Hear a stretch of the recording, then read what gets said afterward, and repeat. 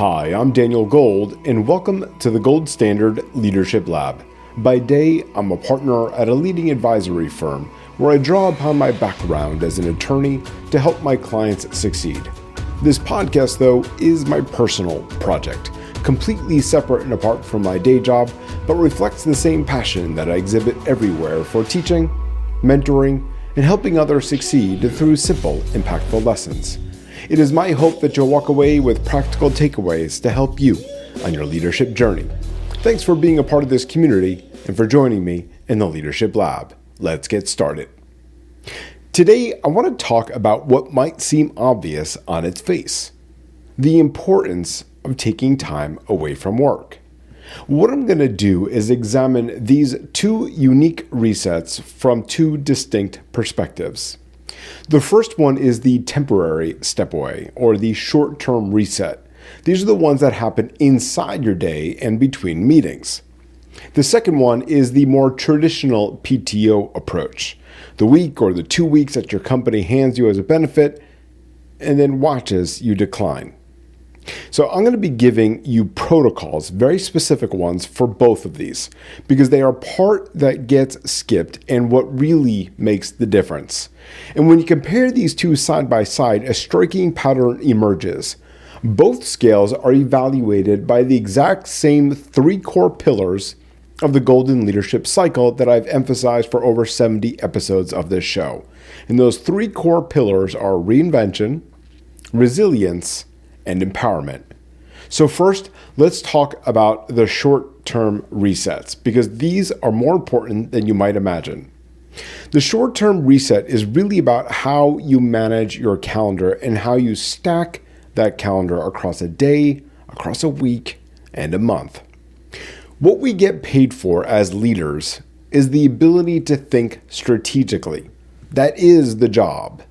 And you strip away the meetings, the reporting, and the client management, and what is left is a person whose value is their judgment about what matters and what happens next. Absent that ability to think, we cannot perform the job at maximum functioning. It's just not possible.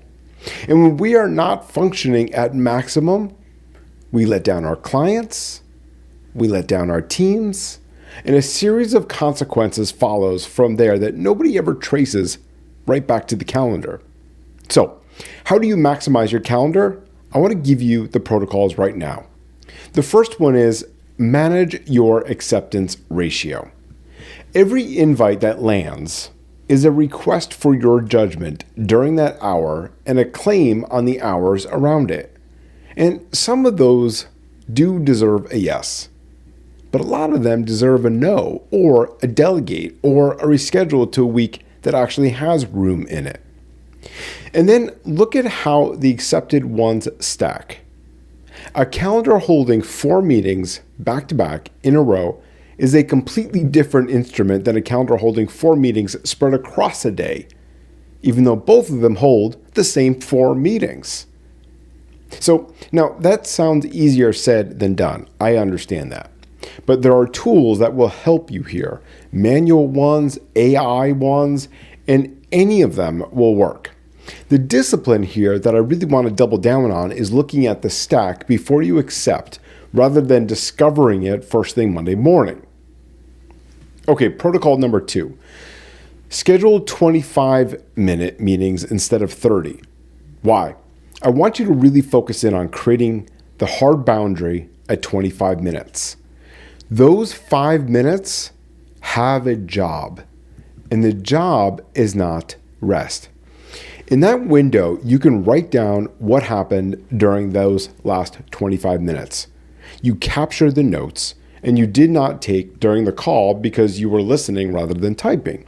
Or you write down the action items and who owns each one of them. Or you draft a simple follow-up note and drop it in your drafts so that you can come back to it later. All of that has to happen right away while you still have a fresh recollection.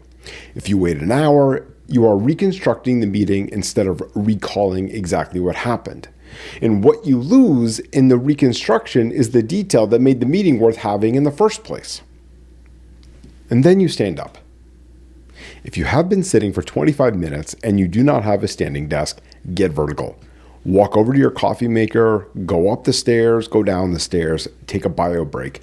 Get the blood circulating again, which helps you cognitively and gives your brain the little bit of a reset before the next thing arrives. Okay, so that's protocol 2, 25-minute hard boundaries.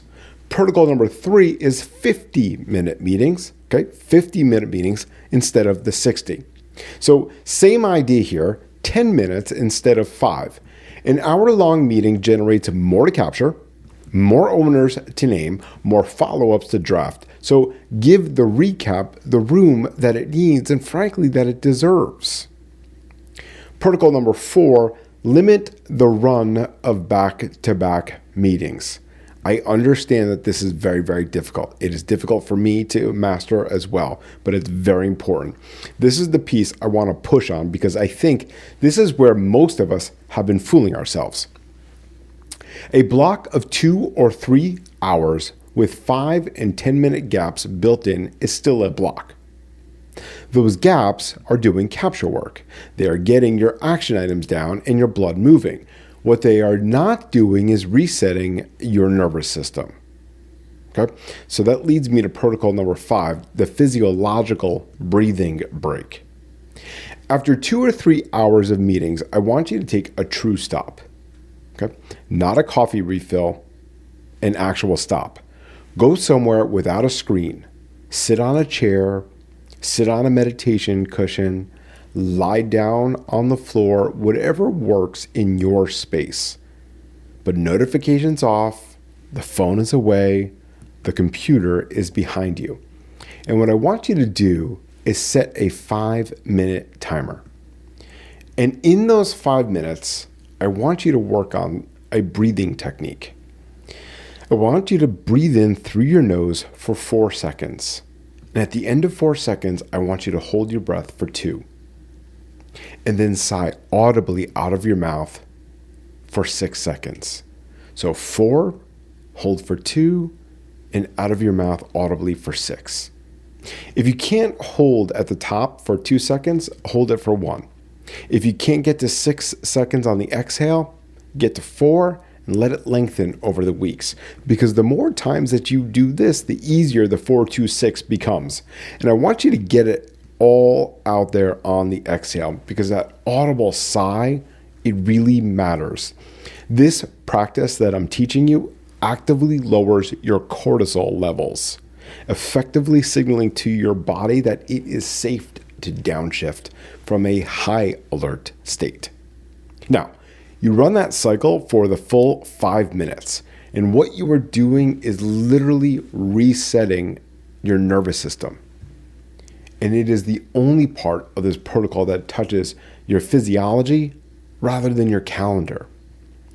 Now, if you run this for 4 weeks, right? Run it for 4 weeks. The 5-minute gaps after your 25, the 10-minute gaps after your 50s, a physiological breathing break after every 2 or 3 hour blocks in your calendar, and do this for 4 weeks, and I promise you that you are going to notice a massive difference in how you show up. Because how you show up internally to your teams and how you show up to the people you report to, and most importantly, how you show up to your clients, who are the reason the company exists and who pay us to perform a specific function, whether that is professional services, whether that is software support, whatever it is that you do. None of that is available to you on a diet of stacked 30 and 60-minute meetings with a sandwich shoved down your throat at 12:30 or 2 o'clock in the afternoon because an actual lunch break never happened. Our bodies actually require certain things.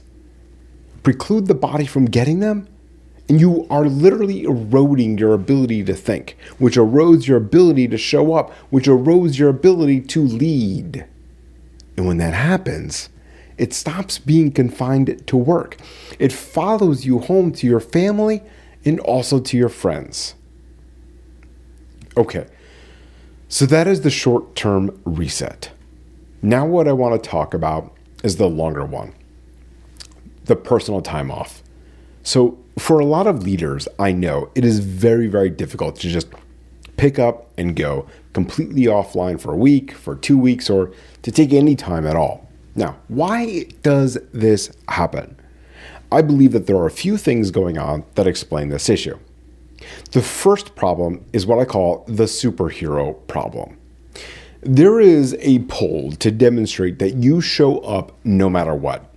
You could be 7 hours ahead on a beach and you're still going to take that 10 o'clock call, even though somebody on your team could and probably would take it and should take it.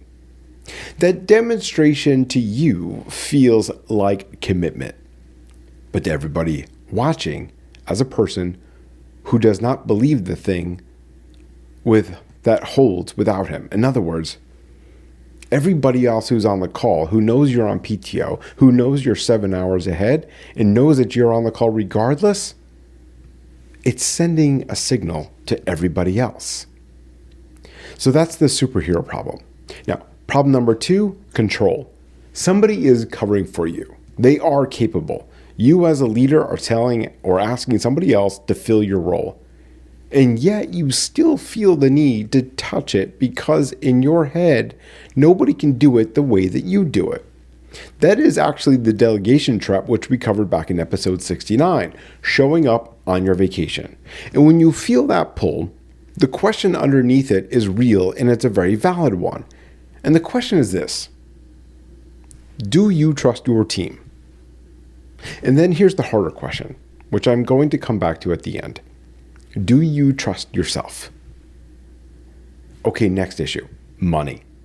Your company gives you paid time off as part of your compensation. And when you decline it, you are actually declining money you already earned, along with the physical and mental benefit that the time was designed to produce. So how do you do this correctly? Let me give you the prep protocol. The first is this: audit the calendar well in advance. So pull up the 2 weeks that you'll be gone or the 1 week that you're going to be gone and go meeting by meeting. Second, sort into 3 piles. What can be pushed, what can be rescheduled, and what genuinely has to happen while you are away. Now, for that third pile, name the person, not the team, a person by name against each thing. And that person has the standing to make the call without checking with you. Standing means that they can approve the scope change. They can commit to the date with the client. They can tell the room that we are doing what we are doing and we have the room to accept it. And then socialize it out to everybody. Your team knows who owns what. Your clients know who to call. Nobody has to guess, because when people have to guess, well, they guess you, but you're supposed to be on vacation. Now, once you have all that in place, defend it while you are gone. All of that prep dies the first time you overrule the person you appointed, because they're going to stop deciding after that, and they will be right to stop. Now, this may seem like common sense to all of you as leaders. This may seem like a no-brainer to many of you listening, but the difference between knowing something and performing it is pretty sizable. And that gap is where most vacations get ruined before anybody gets on a plane. If you get to that third pile and you find that you cannot separate yourself from any of it, that is diagnostic information about you. It means the team was never built to run without you. So either you have not developed the team, the people that you have, or you hired for a room that only ever needed one person making decisions, you. Now, both of those trace back to leadership, which means both of those are yours. Now, let me talk about what the always-on vacation is signaling to your team, and more importantly, your family. Your family is learning where they sit. When you take that call, you are making a choice. You are choosing work, and you are choosing against the people in the room with you. Now, the mechanics of how this works are objective and empirical. The truth is that you cannot multitask your family. When you choose one, you are choosing not to choose the other. And everybody sitting at that table can tell which one you picked. Your team is also learning something. Your team is learning that what your operating model really is. They watch the leader take calls from vacation and they conclude, well, that must be how it's actually done around here. We say we're going to go on vacation, but we never really take the time off. Follow the leader is not a figure of speech. It's a description of how norms move through an organization.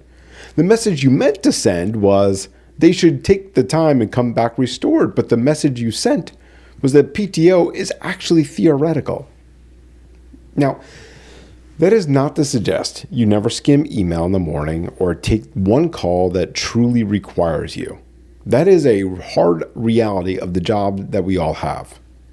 But what I am describing is the constant partial presence, where you are on the trip and never in the trip, and every person around you can feel the difference. So let me give you something to do while you are all listening to this. Open up your calendars. And when you do, I want you to look at the last 60 days. And then I want you to take a look at the next 30 days. This takes about 90 seconds. And when you do this, I want you to look for the gaps.